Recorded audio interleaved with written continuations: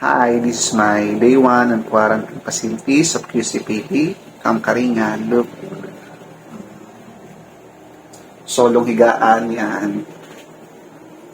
The aircon na napakalamig and yan, sarili mo yung CR. Talagang makapag-CR ka naman ng maayos. Makapag-CR ka ng maayos tapos bawal lumabas. Ayan. Kaninang umaga may free meal silang binigay sa amin.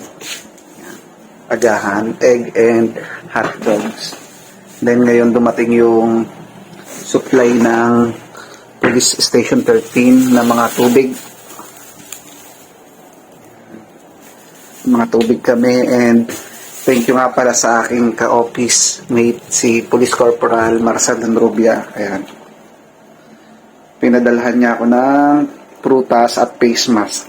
Although, hindi ko ina-expect na wala kasi akong dalang pagkain o kaya chicheria. Pero, meron pala. Meron ako nadalang biskuit. Hindi ko kasi alam na 10 days pala yung patuntin. Akala ko 7 days na lang. But, the good thing is, provided naman siya. May pinobide naman yung stasyon na makakain at siya may inom. Good for siguro ilang days to, tapos dadagdagan na lang nila uli. And salamat sa Diyos at asymptomatic naman ako. Wala akong nararamdaman, wala akong ubo, hindi ako hirap huminga.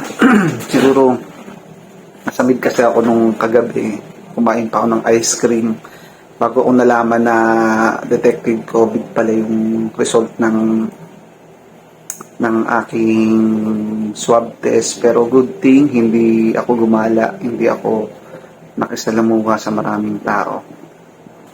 And sinusunod ko pa rin ang health protocols, face mask, face shields, and yun. See you tomorrow kung loloobin ng Diyos. Another story, 2-minute story. Bye.